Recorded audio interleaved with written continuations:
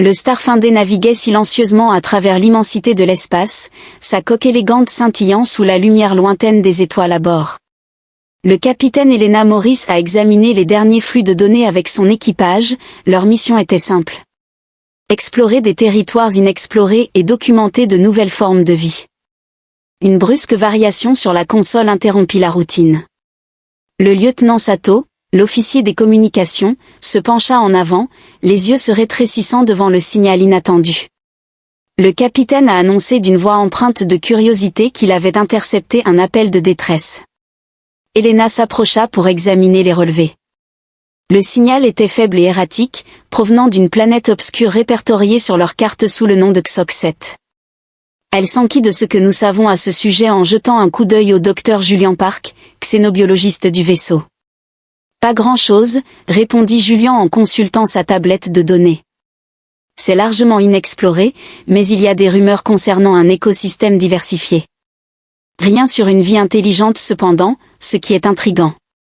Le capitaine Morris prit rapidement la décision de mettre le cap sur le secteur Xoc-7. Lorsqu'un signal de détresse est émis, cela signifie que quelqu'un ou quelque chose a besoin de notre aide. Alors que le vaisseau descendait à travers l'épaisse atmosphère de la planète, l'équipage se préparait à l'inconnu. Sous eux, le Xoc-7 se déployait, offrant une vue luxuriante et verdoyante. La planète regorgeant de vie, des arbres majestueux se balançaient doucement, leurs feuilles scintillant sous la lumière tamisée. Une flore étrange et multicolore parsemait le paysage, tandis que des sons lointains et inconnus résonnaient. À travers la jungle, la mission d'atterrissage, munie de scanners et de trousses médicales, s'est aventurée prudemment vers la source du signal de détresse, située profondément au cœur de la forêt dense. Alors qu'il naviguait à travers le terrain vibrant, l'atmosphère est devenue tendue à chaque bruissement. Feuille ou lointain, le cri des créatures extraterrestres a accru leur anticipation, et finalement, ils sont arrivés dans une clairière où, au centre, gisait la source du signal de détresse, une massive créature extraterrestre, différente de tout ce qu'ils avaient jamais vu. Ses écailles irisées scintillaient à la lumière, mais des blessures profondes marquaient sa forme majestueuse. L'équipage a poussé un soupir collectif à la vue de cette scène, c'était une attraction. Julian ressentait un mélange d'émerveillement et d'inquiétude devant ces créatures rares et incroyablement intelligentes, mais celle-ci est gravement blessée. Le capitaine Morris observa la scène, son cœur battant fort. Elle se demanda à voix haute ce qui s'était passé ici et qui aurait pu abandonner une telle créature à son sort. Le docteur Park s'approcha prudemment du Zitan en lançant une analyse diagnostique. Les difficultés respiratoires de la créature et ses yeux vacillants révélaient son état critique. Elle souffre, capitaine, nous devons lui porter secours. L'équipage a débattu de leurs options. L'ingénieur Harper, reconnu pour son approche pragmatique, a exprimé des inquiétudes concernant les risques potentiels auxquels nous pourrions être exposés en aidant. Nous ne savons pas s'il est agressif, mais il est clairement conscient. Julian a soutenu qu'en croisant le regard d'Elena, nous ne pouvons pas simplement le laisser mourir après un bref moment de réflexion. Le capitaine Morris a pris sa décision, nous sommes ici pour explorer et aider. Nous ferons de notre mieux avec un mélange de peur et de détermination. L'équipage s'est mis au travail en utilisant une technologie médicale avancée pour stabiliser la créature alors qu'il traitait ses blessures. Le Zitan ouvrit les yeux en les regardant avec un mélange de douleur et de curiosité. Un faible bourdonnement résonnant emplissait l'air, résonnant dans leur esprit, tentant de communiquer. Des images défilaient dans leurs pensées. Un monde vibrant, plein de vie autrefois, est maintenant entaché de destruction et de désolation. Les souvenirs Zitan étaient puissants, implorant compréhension et aide, ce qui a créé un lien inattendu au sein de l'équipage, transcendant leur peur. Cette créature n'est pas simplement une bête. Alors qu'Elena murmurait avec émerveillement dans sa voix que c'était un survivant et que désormais c'était notre responsabilité, alors que le soleil se couchait sur l'horizon alien projetant de longues ombres à travers la clairière, l'équipage poursuivait son travail. Chaque action entreprise pour sauver le Zitan les rapprochait davantage. Sans se douter que leur décision d'aider allait poser les bases d'un voyage épique, l'équipage de Starfinder se rassembla autour de l'attraction blessée, les blessures profondes et graves de la créature exigeant une attention immédiate, alors que la dense jungle de Xoc-7 les enveloppait comme un mur vivant, défiant leur perception et modifiant à jamais le cours de leur mission. Le docteur Julian Park a travaillé avec minutie à l'administration de nanorobots médicaux avancés pour réparer les tissus et stabiliser les fonctions vitales pendant que l'équipe travaillait. Le capitaine Elena Morris observa avec une combinaison de détermination et d'anxiété. « Nous devons y arriver », pensa-t-elle. La connexion télépathique avec la créature avait révélé non seulement sa douleur, mais aussi des aperçus d'un passé rempli de beauté et de pertes. Le lieutenant surveillait le périmètre, sa main jamais loin de son arme. « Nous ne savons toujours pas ce qui pourrait se trouver là-bas », rappela-t-il à l'équipage, sa voix calme mais tendue. « Nous devons rester vigilants malgré les dangers. » Le lien de l'équipe avec le Zétan s'intensifiait à travers des images télépathiques à travers lesquelles ils apprirent l'histoire de la créature. Les Zétans, autrefois une civilisation prospère, avaient été chassés presque jusqu'à l'extinction par une race alien impitoyable, les Korvaques. Maintenant, cette créature était l'un des derniers de son espèce, abandonné et laissé pour mort. L'ingénieur Harper, toujours réaliste, exprima ses inquiétudes lorsqu'ils firent une courte pause. « Nous nous mettons en danger pour une créature qui pourrait ne pas survivre. Et si cela attire les Korvaques vers nous ?» Julian leva les yeux de son travail, son expression résolue. « Si nous ne faisons rien, nous ne valons pas mieux que les Korvaques.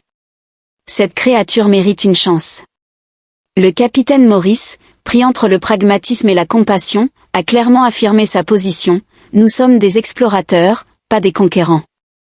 Nous aidons ceux dans le besoin, même si c'est dangereux. » Alors que l'équipage reprenait ses efforts, la présence télépathique du Z-Tétrane devenait de plus en plus forte, partageant des souvenirs de joie et de connexion avec les siens. Ils voyaient des visions de rassemblements vibrants, de rituels complexes et d'un lien profond avec l'écosystème de leur planète. Chaque image renforçait la détermination de l'équipage à la sauver, progressivement, sous les soins de Julian et le soutien de l'équipage. La respiration de Tran se stabilisa, ses yeux autrefois ternes brillèrent maintenant d'une lueur d'espoir, projetant un seul mot dans leurs esprits. « Est-ce votre nom, Zio ?» Elena demanda doucement, ressentant une connexion. Au-delà des espèces et des langues, le bourdonnement affirmatif de Zio résonnait à travers le groupe, les imprégnant d'un but commun, juste au moment où ils commençaient à ressentir un sentiment d'accomplissement. Le sol trembla violemment, les arbres tremblèrent et un grondement sourd résonna à travers le paysage, tandis que l'équipage échangeait des regards alarmés. « Les armes prêtes, ils sont arrivés. » Sato déclara d'un regard sombre scrutant la dense forêt de Korvac. L'équipe a rapidement mis en place un périmètre défensif autour de Zio. La tension était palpable alors que les chasseurs d'aliens émergeaient des ombres, de grandes figures blindées aux yeux lumineux menaçants. Leur chef, d'une voix dure et mécanique, a déclaré que c'était une abomination et que vous subirez le même sort si vous interférez. Le capitaine Morris se tint ferme, les yeux brillants de défiance. « Nous n'abandonnerons pas Zio. Si vous voulez lui nuire, vous devrez passer par nous. » Une confrontation s'est ensuivie autour de la tente, le Korvac tournant autour de l'équipage tel des prédateurs évaluant leur proie, Zio étant toujours faible. La rose déploya lentement ses écailles scintillantes, témoignant de manière défiante de l'alliance entre les humains et les extraterrestres, formant ainsi un front uni contre une menace commune alors que les Korvacs avançaient. Julian chuchota à Elena, « Nous ne pourrons pas les repousser indéfiniment, nous avons besoin d'un plan. » L'esprit d'Elena s'emballa à la recherche d'options. Animés par leur compassion pour Zio, l'équipage était prêt à défendre leur nouvel allié à tout prix. Le choix était clair, combattre ensemble ou périr, avec une profonde inspiration. Le capitaine Morris a pris la décision de protéger Zio coûte que coûte, affirmant que tous étaient solidaires. Au début de la bataille, l'équipage de Starfinder et Zio se sont battus côte à côte.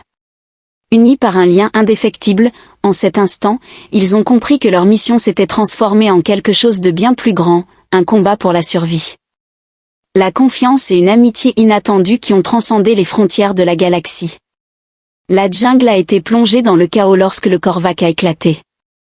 Les guerriers se sont rapprochés. Le capitaine Elena Morris et son équipage se tenaient fermes, armes prêtes, avec Zio se dressant à côté d'eux. La créature extraterrestre, bien qu'elle se remette encore, dégageait une présence redoutable, ses écailles scintillant dans la lumière déclinante. Le lieutenant Sato prit le commandement de la ligne défensive en donnant des ordres à son équipe pour rester vigilante, protéger Zio et tenir fermement leur position face aux Korvacs. Implacables dans leur poursuite, ils ont lancé une salve de rafales d'énergie sur l'ingénieur Harper qui, grâce à sa réactivité, a activé des boucliers portables pour dévier l'assaut initial. Ils ne tiendront pas éternellement, a-t-elle averti d'une voix teintée d'urgence. Percevant la détermination de l'équipage, Zio a puisé dans ses dernières forces pour projeter une onde télépathique avec un rugissement tonitruant, désorientant temporairement les attaquants corvassiens. Le docteur Julian Park, toujours stratège, a saisi l'opportunité.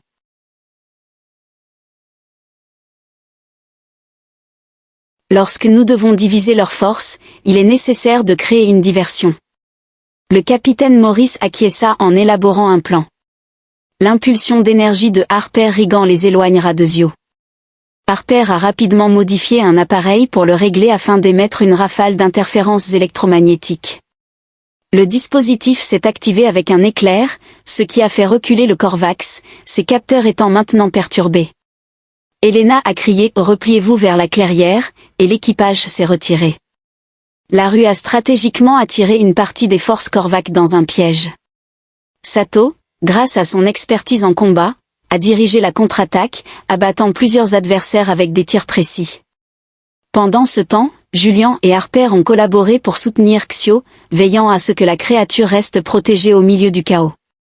De son côté, Zio a puisé dans une profonde réserve d'énergie, déclenchant une puissante explosion télékinétique.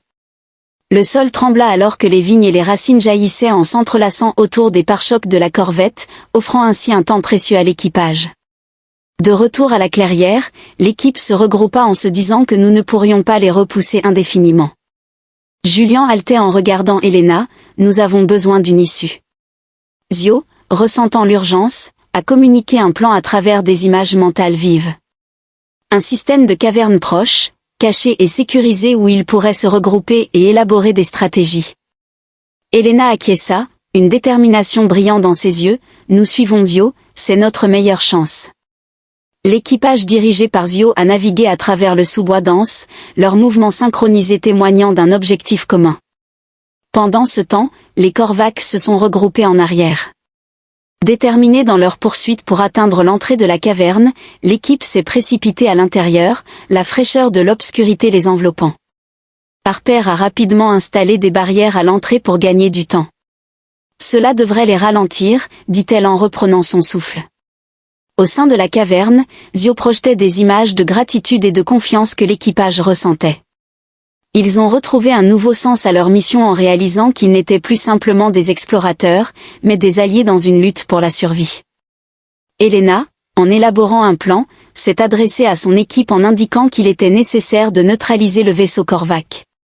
Si nous parvenons à bloquer leur fuite, nous pourrons alors négocier ou les contraindre à partir. L'équipage a acquiescé, une détermination palpable se lisant sur leur visage. Zio, désormais plus connecté à l'équipage, partageait ses connaissances sur la technologie Korvac à travers des images mentales, offrant ainsi des perspectives sur leurs faiblesses. Julian et Harper ont rapidement élaboré une stratégie combinant l'ingéniosité humaine avec le guidage télépathique de Zio alors qu'ils se préparaient à affronter une fois de plus le Korvac. Elena a réfléchi à leur parcours, nous sommes arrivés si loin ensemble, peu importe le résultat. Avec une détermination renouvelée, l'équipage aux côtés de Zio est sorti de la caverne prêt à affronter leurs adversaires. Ils étaient devenus plus qu'une simple équipe, ils étaient une famille.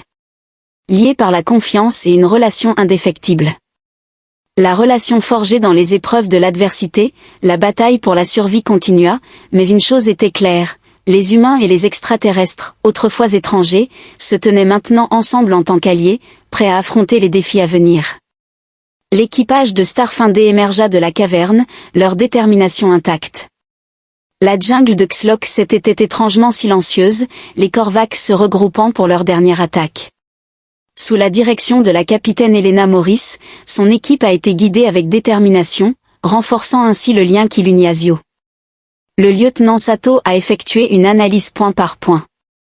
Il a déclaré d'une voix rassurée que nous devons désactiver les systèmes de leur vaisseau, c'est notre meilleure chance. En analysant leur stratégie, ils ont projeté des images du plan du vaisseau Korvac mettant en évidence les points faibles. Le docteur Julian Park et l'ingénieur Harper ont rapidement élaboré un plan intégrant la technologie humaine aux perceptions télépathiques de Zio. Le Premier ministre canadien actuel est Justin Trudeau. Vous et Sato créez une diversion à l'entrée du navire. Elena a donné des instructions à Julian et à moi pour neutraliser leur cœur énergétique, pendant que vous protégiez notre flanc. L'équipe s'est déplacée avec précision. Harper et Sato ont déclenché une série d'explosions près du vaisseau Korvac, remplissant l'air de fumée et de débris, attirant ainsi l'attention des guerriers extraterrestres. Pendant ce temps, Elena et Julian se sont glissés à l'intérieur, naviguant à travers l'architecture alien.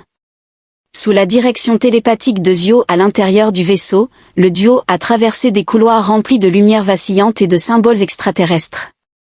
Le cœur énergétique pulsait de manière menaçante, entouré d'une barrière protectrice. Nous devons désactiver ce bouclier. Julian a déclaré qu'il analysait la technologie extraterrestre. Elena acquiesça, ses doigts agissant habilement sur un panneau de contrôle, tout en restant vigilante quant à l'arrivée de renforts. Elle mit en garde son équipe, gardant son attention inébranlable sur leurs tâches. Pendant ce temps, Zio montait la garde à l'extérieur, sa forme imposante dissuadant les Korvax qui avançaient. Les ondes télépathiques des créatures désorientaient les assaillants, offrant ainsi un temps précieux à l'équipage. Avec un dernier clic, la situation fut maîtrisée. Elena désactiva le bouclier, puis appela Julian qui libéra une vague d'énergie dans le noyau. Des étincelles jaillirent lorsque l'électricité vacilla puis s'éteignit, plongeant le navire dans l'obscurité. À l'extérieur, les Korvac restants hésitèrent, leur vaisseau étant désormais vulnérable. Harper et Sato ont saisi l'opportunité de lancer une attaque coordonnée qui a repoussé les Korvac dans la jungle alors que la bataille faisait rage. Silo a libéré une puissante vague télékinétique qui a arraché des arbres et créé une barrière entre l'équipage et leurs adversaires. Après avoir réalisé leur défaite, les Korvac se sont retirés dans l'ombre, leur chef fixant du regard le front uni des humains et des étangs. Avec la menace neutralisée, l'équipage s'est regroupé pour reprendre son souffle. Nous l'avons fait, dit Sato, mêlant soulagement et incrédulité dans sa voix. Zio a projeté une vague de gratitude, ses yeux autrefois ternes brillant maintenant d'une vigueur renouvelée. Le lien entre l'équipage et l'alien s'était transformé d'une nécessité en une amitié sincère. Le capitaine Morris s'est adressé à son équipe. La fierté était évidente dans sa voix alors qu'elle déclarait « Nous avons non seulement sauvé une vie aujourd'hui, mais nous avons également forgé une nouvelle alliance. Zio fait désormais partie de notre groupe. » Alors qu'il se préparait à quitter Zok 7, le soleil se coucha, projetant une lueur chaleureuse. Au-delà de l'horizon, la jungle autrefois remplie de dangers semblait maintenant être un lieu d'espoir et de nouveaux départs. De retour sur le Starfinder Zio, il prit sa place parmi l'équipage, symbole d'unité et de résilience. Leur histoire se répandit à travers la galaxie, inspirant les autres à regarder. Au-delà de la peur et de l'acceptation, ensemble, ils se sont aventurés de nouveau dans les profondeurs de l'espace, prêts à affronter les défis qui les attendaient. Les humains, autrefois explorateurs, étaient devenus des défenseurs, et Zio, autrefois abandonné, avait trouvé une nouvelle famille. Ainsi, la légende de leur alliance résonnait à travers les étoiles, témoignant du pouvoir de la compassion et de la force des amitiés inattendues.